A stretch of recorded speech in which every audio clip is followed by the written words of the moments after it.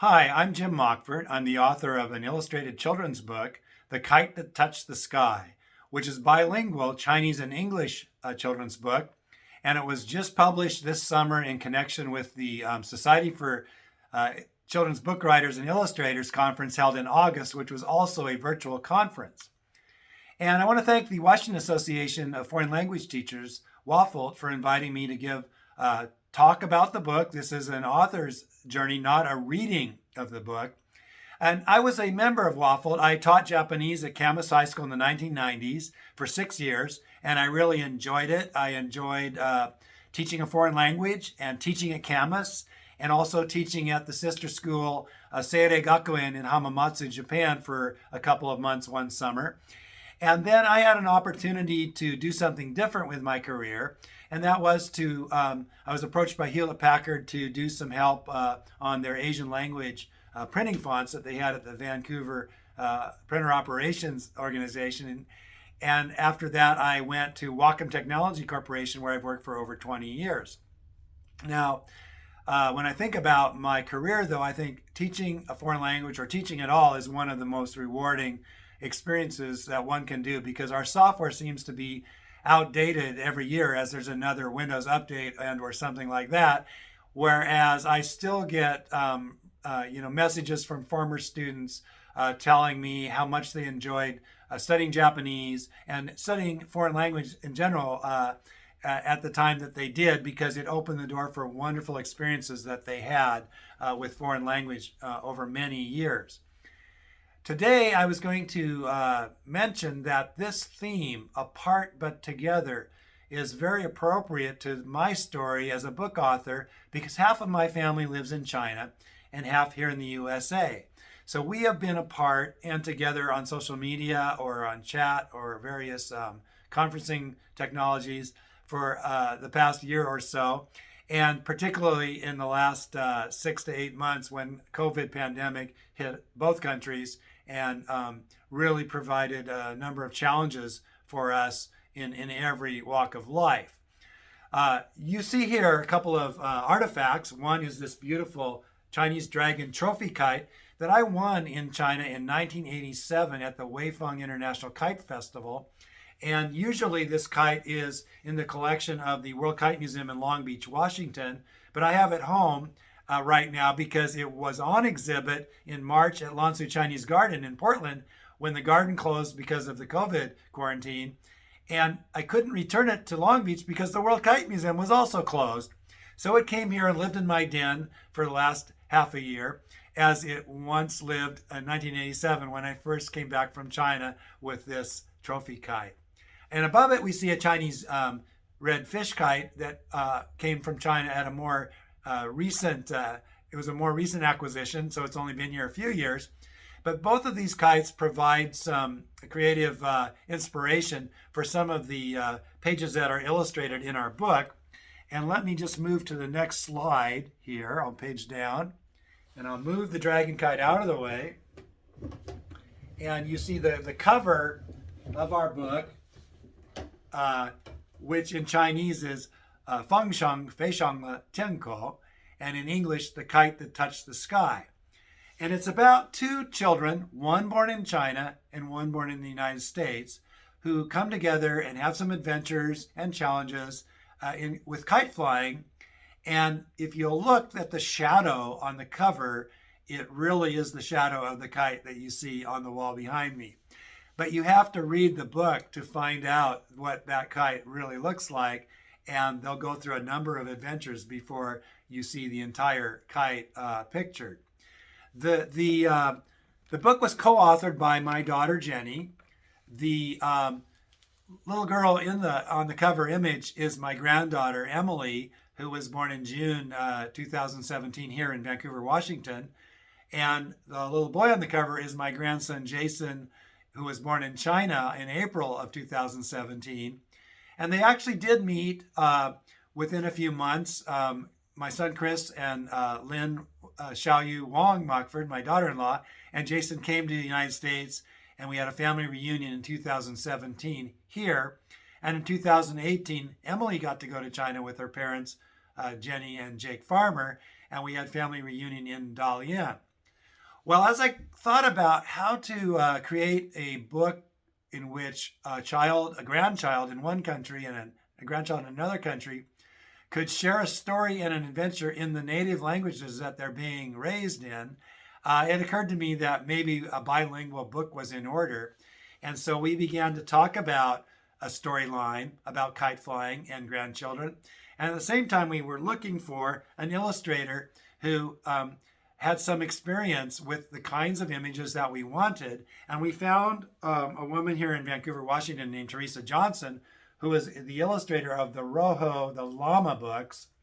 And Teresa, does a lot of animals. And I thought, well, kites are kind of animals flying in the sky. So let's talk to Teresa. And she graciously accepted our offer to work with us. And probably didn't know it was going to take as long as it did to get the book out. But finally, here in 2020, it's published. Now, the owner of the llama, Shannon Joy, is a longtime childhood friend of my daughter. So we have to thank Rojo the llama for introducing us to our illustrator. And it's been a fun few years with a few things that came up along the way. But before I get into that part of the book journey, let me go back to 1987. And this fellow with the beard is me.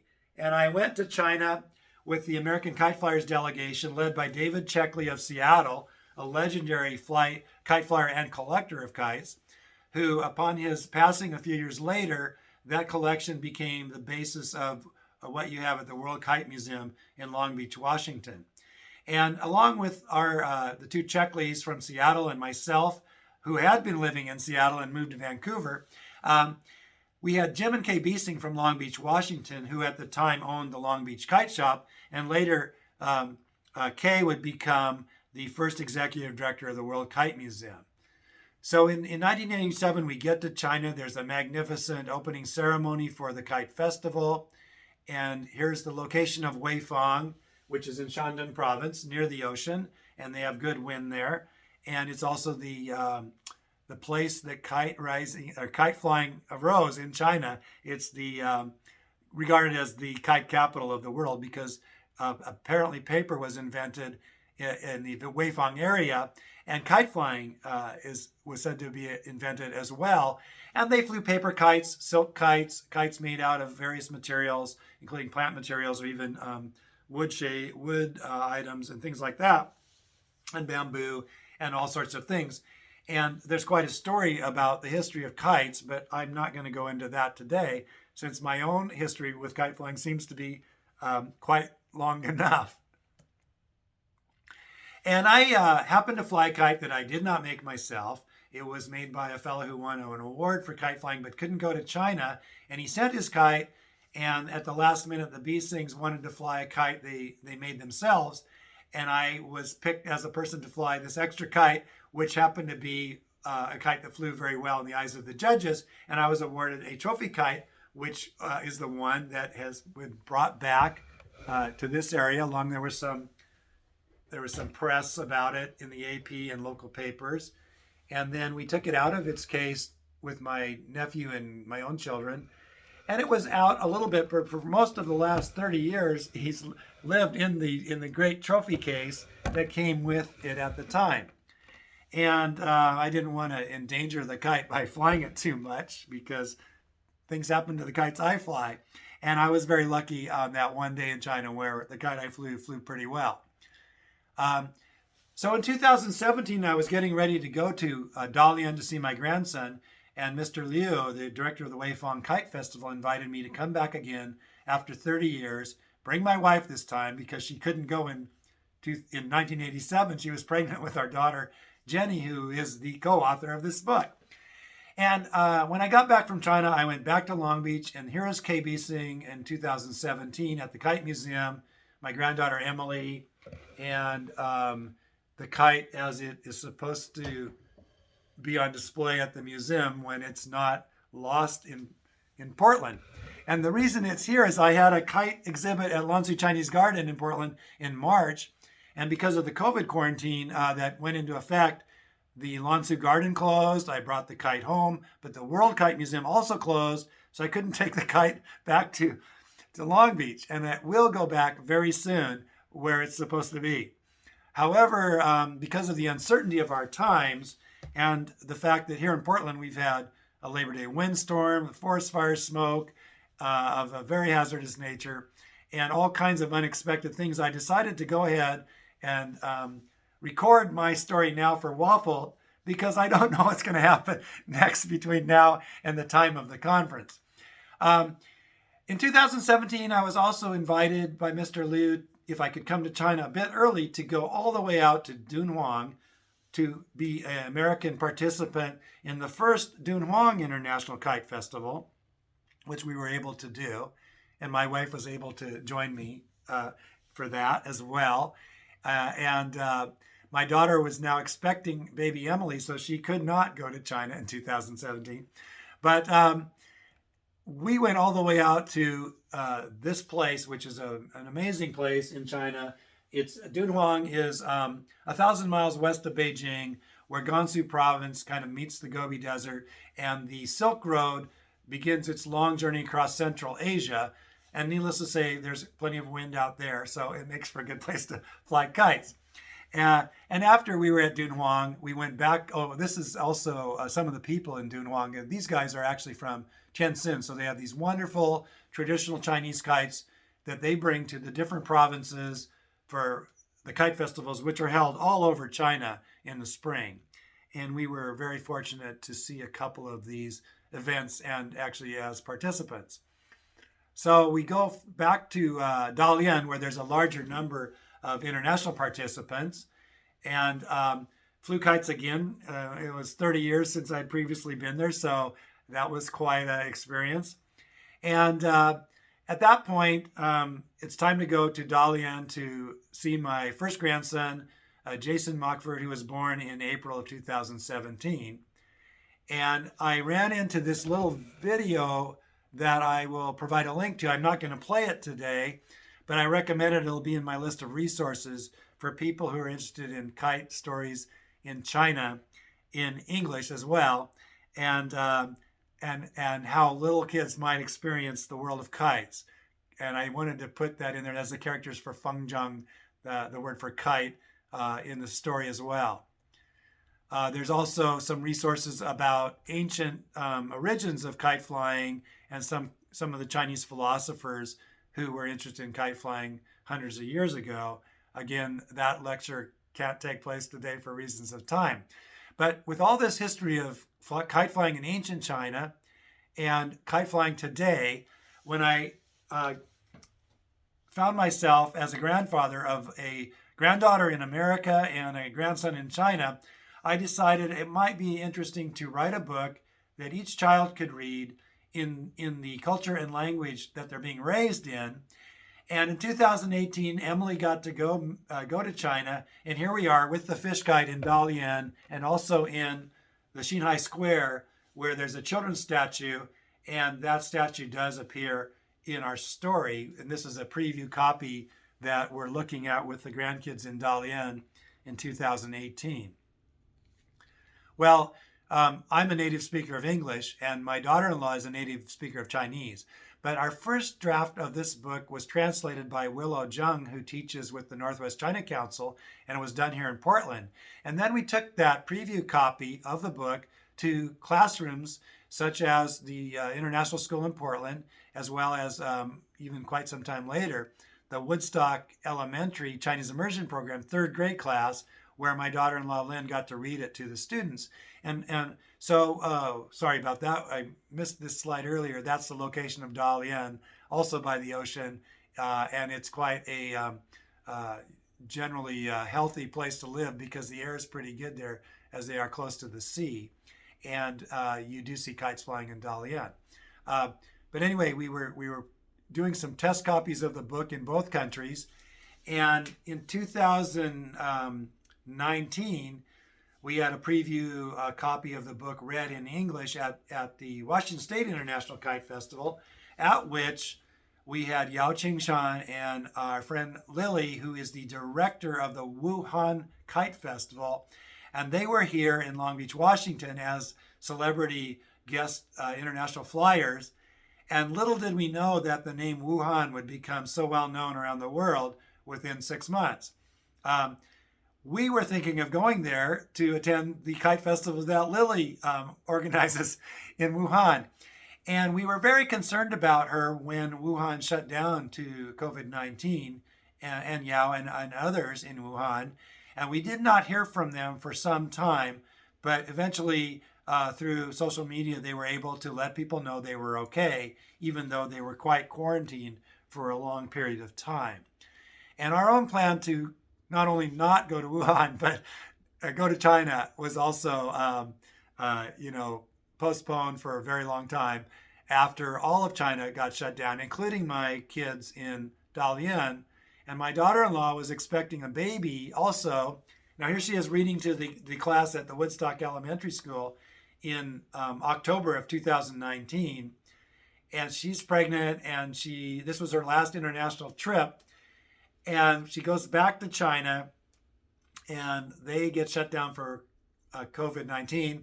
And Lynn fortunately had a very healthy baby boy on February 28th in Dalian, as my son Chris wore a mask, as did his son, or our grandson Jason, to the hospital in the midst of COVID to have another grandson born in China. And my daughter Jenny had a baby boy born in October. So this book began with just 2 grandchildren, and 2 more appeared before we finished it. But the book itself only focuses on the first 2, because by this time we're almost ready to go to press. And the other 2 will have to wait for a future story, for their story to be told. If you go to our website, you'll see a little bit of this story of 2 families, one in China and one in the United States, and the story of this past year where we lived apart, but we're together, and together online and in our hearts. And here's the dragon kite looking over Lansu Chinese Garden last March. We were on exhibit there for a couple of weeks before it shut down, and came home. But I will soon be taking it back to the World Kite Museum in Long Beach. Now our book, the Kite That Touched the Sky, after final edits of every type in both languages and some illustration updates, finally was ready to go to press. But this year everything took a little longer than it's supposed to, and that's fine. We were able to launch it this summer in conjunction with the Society for Children's Book Writers and Illustrators conference, which was a virtual conference held in August in Los Angeles, but broadcast nationally and internationally, really. And their usual conference is in person, like most conferences. This year, the virtual conference was held, and we were able to get our book listed on the conference bookstore. And then within the month of August, it began to appear on the online sites that local bookstores have, and as well as the major online marketplace locations that one would expect everything to show up these days. So the book's available, and I've had interest in it shown across the country because in the September issue of Kiting Magazine, which is the publication of the American Kite Flyers Association, they have a special kind of a couple of pages about kiting in the United States. And there we are. And it was very nice of them to be able to include a story about us that says the following. As a bilingual book written in Chinese and English, it seems particularly timely in the context of world events. And it tells a little bit more, but I can tell you that there weren't so many dramatic aspects of our life when we started this book. And in the past year, not only have there been world events such as a complicated relationship between the United States and China evolved in the last year, but our situation with COVID around the world, and even more recently, other issues that affect us as people who have to try to work together, even though we're apart, it presented some challenges that I'm very happy to be over with as far as the production of the book itself. Now, we intend it to be used in possibly ESL classrooms with children who are studying English, and we do have a glossary of English and Chinese words in the back. One of them I call Jason's glossary, and one is Emily's glossary. And the idea is that as Emily begins to learn a few Chinese words, and Jason certainly is already learning quite a few English words, that we will update our website, kumquatkids.com, with some updated resources related to language learning. And there's also some free downloadable coloring sheets, PDFs of our fish kite and our dragon kite that can be used for coloring and things like that. So we've been working to move ahead with the launch of the book this fall.